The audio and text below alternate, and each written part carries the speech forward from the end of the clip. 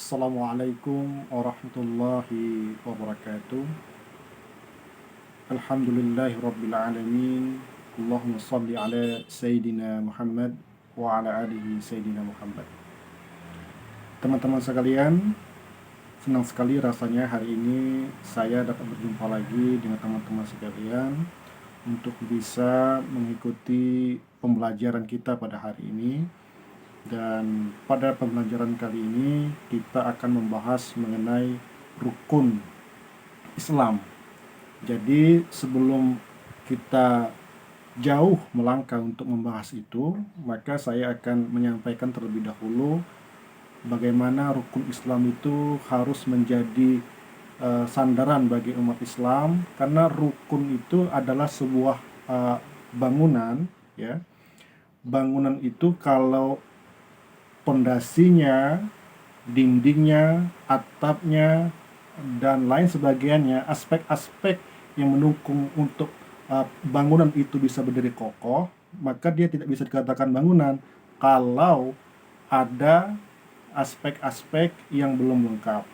Nah, contoh rumah, kalau dia pondasinya tidak ada, dia tidak bisa dikatakan rumah karena pondasinya belum ada. Rumah, kalau dia tidak ada atap, maka dia tidak bisa dikatakan rumah, karena nanti air hujan akan masuk. Nah, maka kalau kita bahas mengenai rukun Islam, kita sebagai umat Islam tentu harus mengenal rukun Islam itu sendiri. Jadi kalau kita sudah bisa mengenal rukun Islam, maka kita melangkah lagi sebagai seseorang muslim itu jadi lebih mudah, jadi lebih terarah, karena kita sudah tahu kewajiban-kewajiban kita sudah tahu apa saja yang harus dan wajib untuk kita jalani, ya. Jadi saya di sini akan menyederhanakan bahasa yang akan saya gunakan agar pembelajaran kita ini bisa dimengerti dan bisa dipahami. Baik, sebelum saya akan melanjutkan pembelajaran kali ini, saya ingin bertanya pada teman-teman sekalian, siapa yang sudah terlebih dahulu mengetahui apa saja rukun Islam?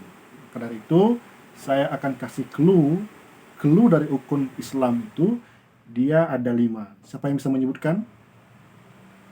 Tasya? Oh, itu bukan Tasya, itu rukun iman. Berbeda ya, itu bukan rukun Islam. Ahmad? Ya. Rukun Islam yang pertama itu ada membaca kalimat syahadat yang dikatakan oleh Ahmad tadi. Maka saya akan menunjukkan di sini ada rukun Islam. Yang pertama apa? Yang dikatakan Ahmad tadi adalah membaca kalimat syahadat. Nah, bagaimana lafaz membaca kalimat syahadat itu? Kalau teman-teman sekalian sholat, teman-teman sekalian sholat 5 waktu, ataupun teman-teman baru memberikan kalimat-kalimat ketika lahir, itu diucapkan kalimat ini sebagai bentuk pengesahan kita. Kalau bahasa kita, teman-teman sekalian kan anak-anak muda semua ini, log in ya. Nah, ini kalau kita sudah membaca ini berarti kita sudah log in.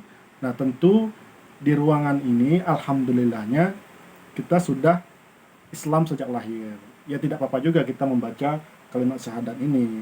Tetapi bagi orang-orang yang sebelumnya bukan Islam tetapi ingin masuk Islam, maka login pertama yang harus dilakukan adalah membaca kalimat ini. Membaca kalimatnya adalah asyhadu an la ilaha illallah wa asyhadu anna Muhammadar Rasulullah. Ada yang tahu artinya? Arifin? Ya, kita di sini saling berdiskusi, jadi tidak masalah salah benar, itu nanti saya akan yang membenarkan.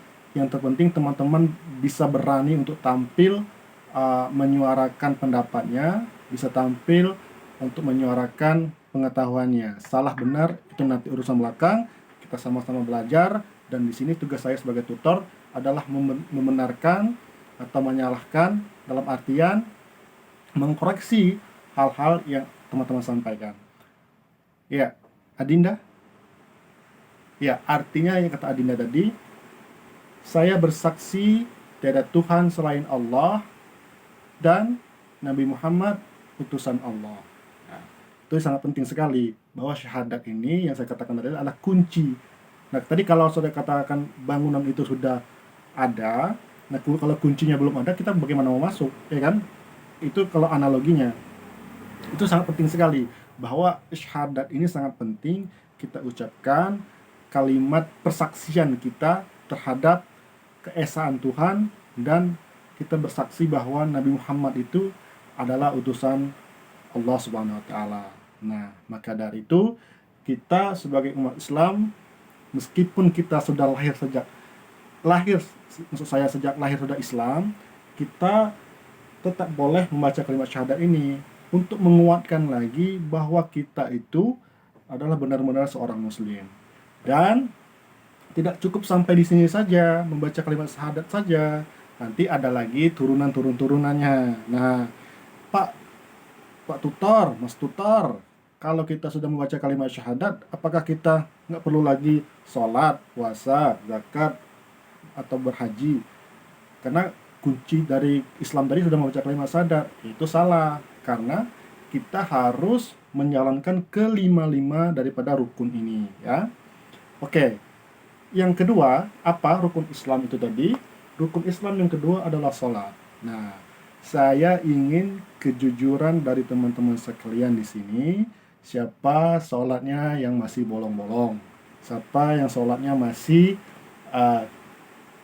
subuhnya kesiangan, zuhurnya berleha-leha kecapean, asarnya istirahat, tidur di kasur, baring, nggak sholat zuhur, nggak sholat asar, kemudian maghrib juga seperti itu, isya ketiduran. Nah, ya, jadi teman-teman sekalian ini kan sudah rata-rata umurnya itu 17 tahun ke atas, ataupun juga 18 tahun ke atas, ya kan, sudah mau masuk ke kampus kan. Nah, artinya itu sudah akil balik. Akil balik itu sudah wajib kita untuk sholat. Nah, pertanggungjawabannya itu bukan lagi dari orang tua, tapi dari diri kita sendiri. Nah, sholat itu merupakan kewajiban yang harus dilaksanakan. Nah, saya kasih makna sholat itu sedikit saja. Sebelum nanti kita akan bahas semuanya, tapi saya kasih clue-nya saja. Sholat itu adalah bentuk rasa terima kasih kita kepada Allah Subhanahu wa taala, Tuhan yang menciptakan langit ini. Nah, kita ada di sini kan ada karena Tuhan yang menciptakan. Nah, apa rasa terima kasih kita? Kita sudah diberi napas, kita sudah diberi kesehatan, maka bentuk syukur kita, bentuk rasa terima kasih kita, bentuk penghambaan kita itu dengan cara sholat. Subuh, zuhur, asar, maghrib, isya. Nah, maka ada juga yang mengatakan bahwa Islam itu adalah singkatan dari I-nya itu isya, S-nya itu subuh, L-nya itu lohor. Kalau bahasa dulu itu lohor ya, bukan zuhur, lohor. A itu asar, M itu maghrib. Jadi Islam. Nah, sholat. Nah, ini sholat yang wajib dulu. Nanti sholat-sholat sunnahnya akan kita bahas di pertemuan-pertemuan berikutnya. Kemudian puasa, ya. Nah, puasa ini adalah cara kita juga menjadi seseorang hamba yang bisa merasakan apa yang dirasakan saudara-saudara kita yang kadang-kadang makannya sedikit, kadang-kadang sehari itu tidak makan. Nah, kita berpuasa itu kita juga merasakan apa yang dirasakan oleh teman-teman kita itu, maka kita berpuasa. Ya, Ahmad, Arifin, Adinda, Tiara, ya, semuanya harus berpuasa. Jadi berpuasa itu adalah menahan dari azan subuh, menahan dari azan subuh untuk makan dan minum dan segala hal-hal yang diharamkan dari ketentuan fikihnya untuk kita tahan sampai azan maghrib. Di sini masih ada yang bolong-bolong puasanya. Nah, Kalau masih ada yang bolong-bolong, itu Mas tutor minta agar jangan lagi ada bolong-bolong ya. Kalian sudah besar, sudah menjadi pertanggungjawaban, kalian itu sudah mau masuk dunia kampus. Dunia kampus itu penuh responsibility, ada tanggung jawab dari diri kita sendiri maupun dari kita sendiri maupun untuk orang lain. Nah, maka responsibility atau tanggung jawab itu sangat penting kita tanamkan. Nah, begitu juga dengan kewajiban kita. Jadi berpuasa. Berpuasa itu adalah menahan makan dan minum dan hal-hal yang dilarang selama berpuasa sesuai dengan ketentuan fikih, ya. Kemudian di bulan Ramadan, puasa ini kan dilaksanakan di bulan Ramadan. Maka zakat itu dia nanti dilaksanakan pada bulan Ramadan. Zakat itu apa? Kita menyerahkan sebagian harta kita untuk diserahkan 2,5%-nya diserahkan kepada orang-orang yang masuk asnaf yang ke-8. Ya, orang-orang yang masuk kategori berhak menerima zakat.